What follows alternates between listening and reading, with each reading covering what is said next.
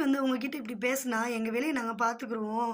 அது எங்க குடும்ப விஷயம் அப்படின்னு நீங்க சொல்லிருங்க. முக்கியமா வந்து வீட்டுக்கு வீடு வாசப்படி குடும்பம்னா சண்டை சச்சரவு இருக்க தான் செய்யும். மாமியார், மருமகள் அப்படின்னாலுமே சண்டைகள் வரதான் செய்யும். எங்களுக்குள்ள என்ன பிரச்சனை அப்படின்னா, வீட்டு பிரச்சனை அப்படிங்கிற மாரி சொல்லியிருந்தேன். நான் வந்து லவ் மேரேஜ் பண்ணியிருந்தேன். அப்புறம் சேர்ந்துக்கிட்டோம். அப்புறம் வீடு தரல. அம் அவர வீட்டுக்காரோட அண்ணனுக்கு குடுத்துட்டாங்க. அப்படி இப்படின்ற மாரி கொஞ்சம் சண்டை சச்சரவு இருக்கும். அப்புறம் வந்து அடிச்சாலும் புடிச்சாலும் நாங்க வந்து 1000 தான் இருந்தாலும் வந்துட்டு எப்பனாலும் நாங்க வந்து சேர்ந்துக்குருவோம். இப்போ சண்டை வந்துருச்சு அப்படின்னா, அத வந்து எப்படி சொல்றாங்க தெரியுமா? ஆ மாமியார் மருமகளுக்கு சண்டை வந்துருச்சு. அவள பத்தி மாமியார பத்தி மருமககிட்ட சொல்லிருவோம் அப்படின்னு சொல்றப்ப, இந்த மருமக என்ன சொல்லணும் அப்படின்னா, "எங்க குடும்ப விஷயம் நாங்க பார்த்துக்குருவோம். என் மாமியார் கூட தானே சண்டை. நாங்க என்னைக்குனாலும் சேர்ந்துக்குருவோம். என் மாமியார் தானே பேசுனாங்க." அப்படின்ற மாரி வந்து நான் சொல்லணும். இதே மாமியார் கிட்ட போய், "உன் மருமக அப்படி இப்படின்னா, என் மருமகள பத்தி என்ட்ட நீ குறை சொல்லாத. அது எங்களுடைய குடும்ப விஷயம். அவ எப்படி வேணாலும் இருக்கட்டும். 1000 தான் இருந்தாலும் என் மருமக." அப்படின்னு அவங்களும் வந்து விட்டு தராம பேசணும். இதெல்லாம் ஏன் சொல்றேன் அப்படின்னா, எங்க 2 பேருக்குள்ள வந்து சண்டை வந்துருச்சு. வந்தத வச்சு அவங்கள பத்தி என்கிட்ட வந்து ஒண்ணும் இல்லாத ஒண்ண வந்து சொல்றது.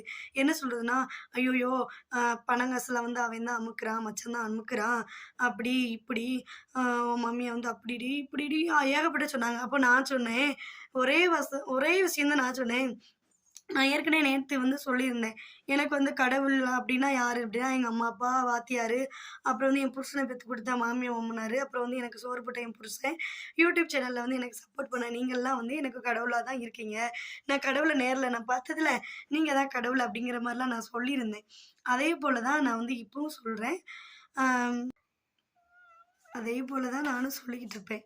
அதனால வந்துட்டு அவங்கலாம் வந்து பேசுனா பேசிட்டு போட்டும் பெரியவங்கன்னு, என் மேலேயும் தப்பு இருக்கு.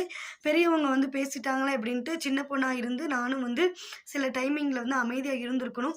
அமைதியா நம்ம வந்து இருந்தாலுமே, சில டைம் வந்து நம்மளுக்கும் கோவங்கள்லாம் வரும். அப்ப அவங்க பேசுற வார்த்தை எதனாலும் ஒண்ணு தப்புன்னா சுருக்குன்னு கோவம் வந்துரும். அப்ப நம்ம என்ன பண்ணுவோம், சின்ன பிள்ளைங்கள் அப்படின்னும் சுருக்குன்னு கோவம் வந்தோனே டப் டப் டப் டப்ன்னு படபடன்னு நம்மளும் வெடிச்சுருவோம். அப்ப அவங்களும் சின்ன பிள்ளைன்னு அவங்களும் பொறுத்து போணும். நம்மளும் பெரியவங்க நம்மளும் பொறுத்து போணும். 2 பேர் சைடுமே வந்து தப்பு இருக்கு. நான் சொன்னது என்ன அப்டின்னா, அவங்க கிட்ட சரி அவங்க குடுத்தா குடுக்குறாங்க, குடுக்காட்டி இருக்காங்க. நாங்க அவங்கள நம்பி வந்து நாங்க கல்யாணம் பண்ணல. எங்களுடைய லைஃப்ப வந்து நாங்க பார்த்துக்குருவோம். அப்டின்ற மாரி அவங்க எல்லாத்தையும் சொல்லி நான் வாய் அடைச்சுட்டேன். இப்போ என்ன சொல்ல வரேன், மாமியார், மருமகள் வந்து விட்டு தராதீங்க யார்கிட்டயும். Okay bye.